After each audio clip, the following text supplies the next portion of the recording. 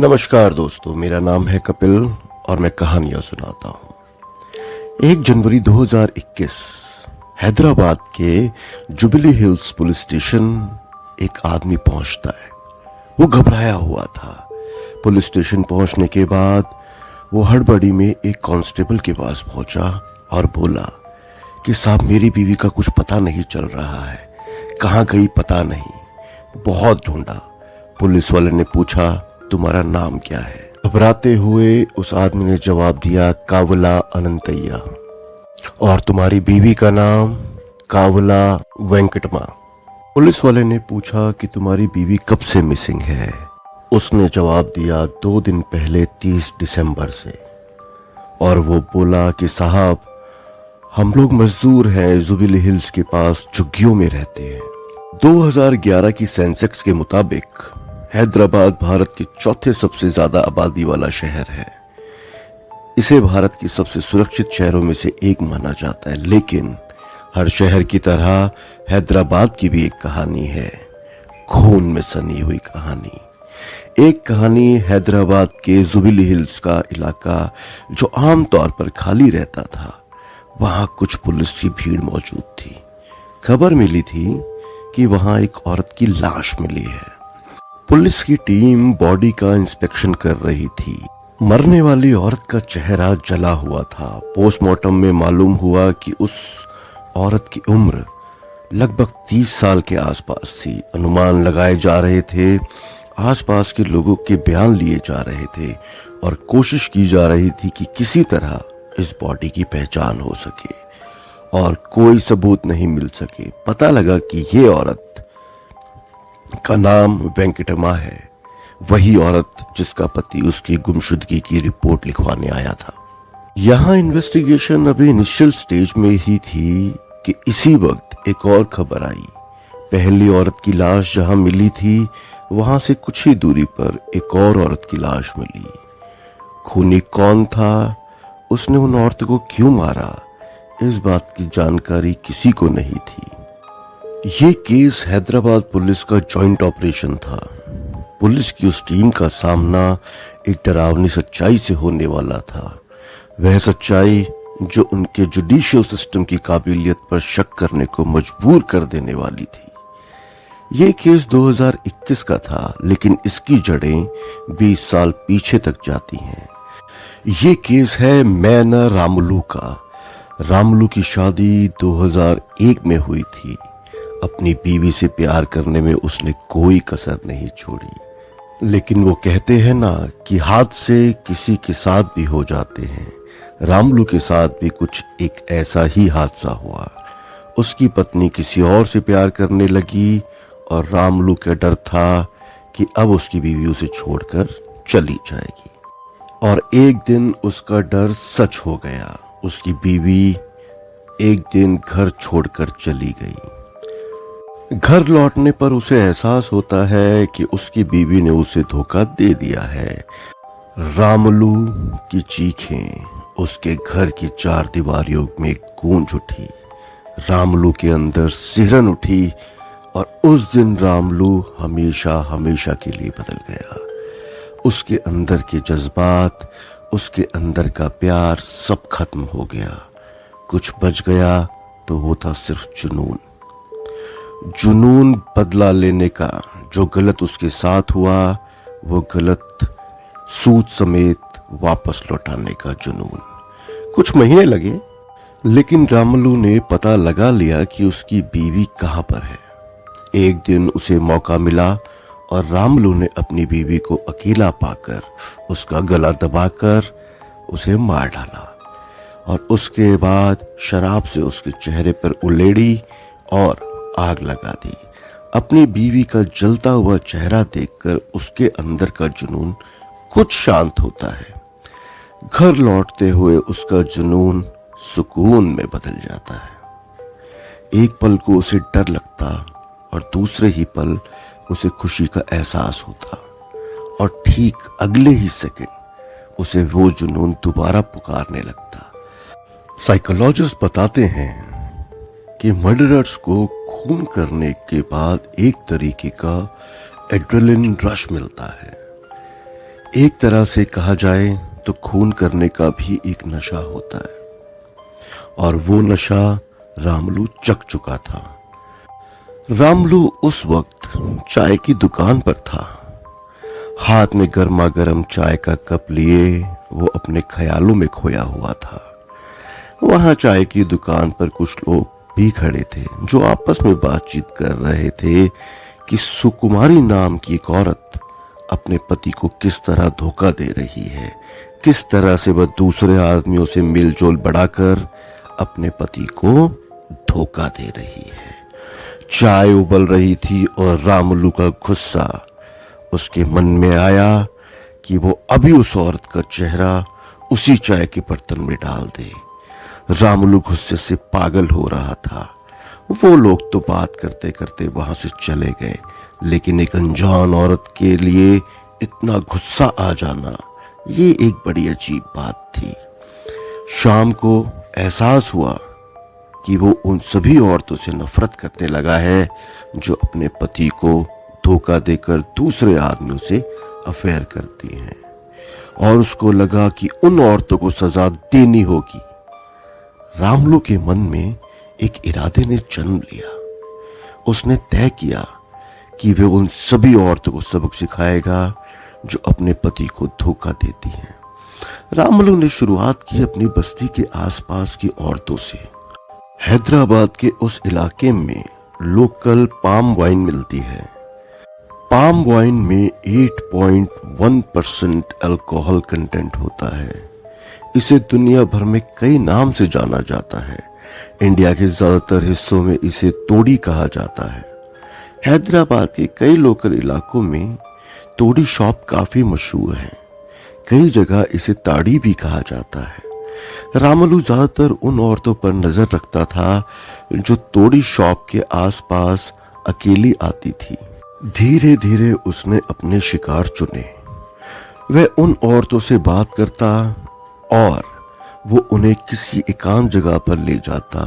कभी बहला फुसलाकर तो कभी पैसे देकर वो उनके साथ संबंध बनाता।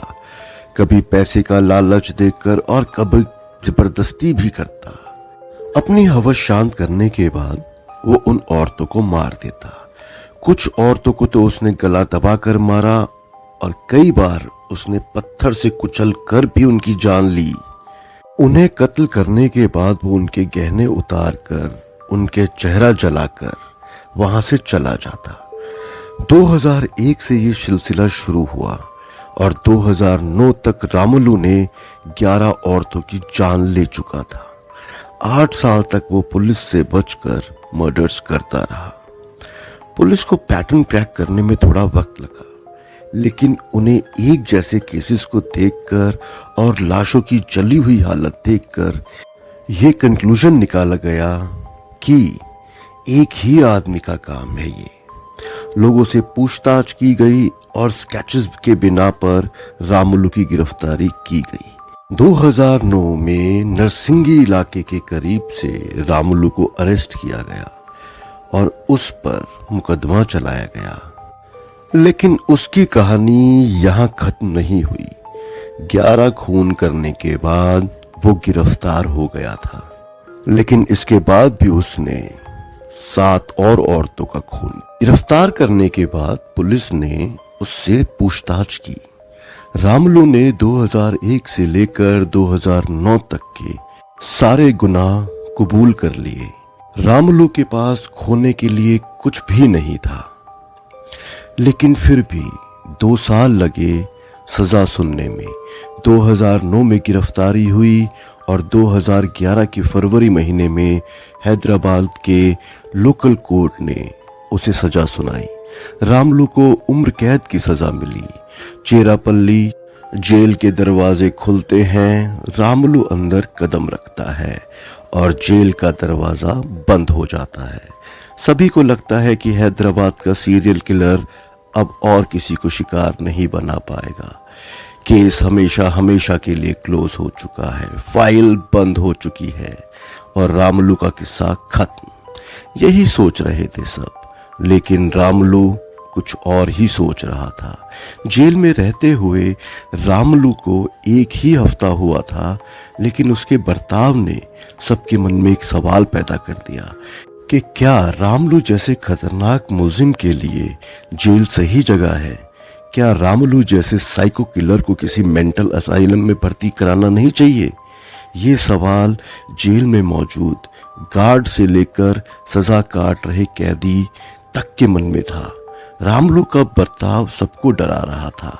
वो अजीब अजीब आवाजें निकालता, खुद ही खुद में बातें करता और आसपास के लोगों को बिना सर पैर की कहानियां सुनाता। जिस साल फरवरी में रामलू को सजा सुनाई गई थी, इसी साल दिसंबर में रामलू को एक मेंटल हॉस्पिटल में एडमिट किया गया।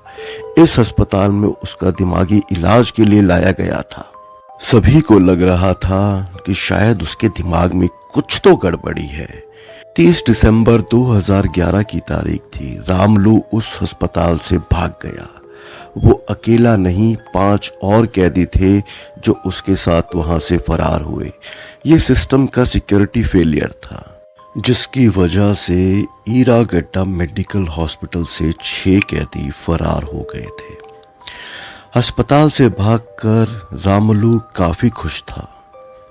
रामलू ने 11 औरतों को मारा था।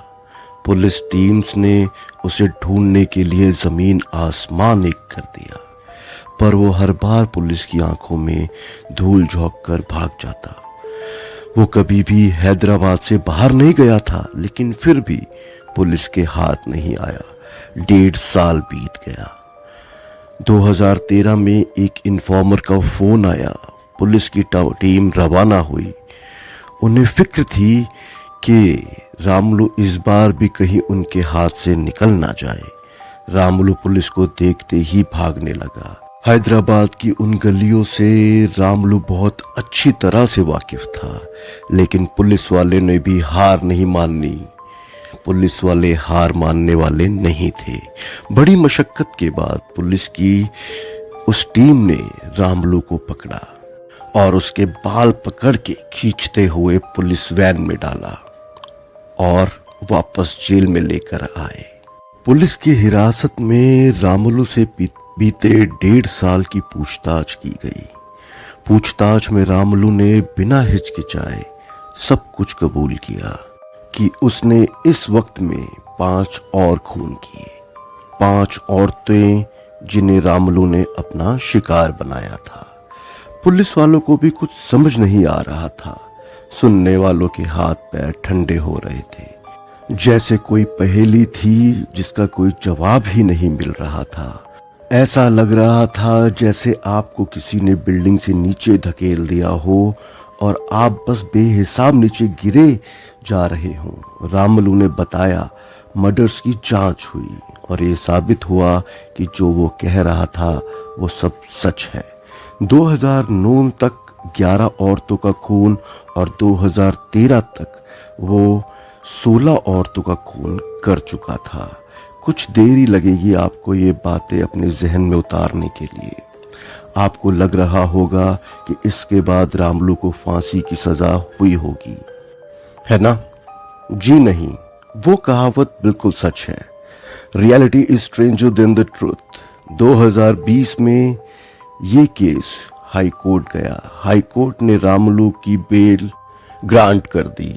कुछ दलीलें दी गई, जैसे lack of evidence, absence of prime witnesses, और अदालत ने 16 औरतों के कत्ल कर चुके आदमी को जेल से बाहर निकाल दिया। एक बार फिर से आम जनता के बीच में भेज दिया।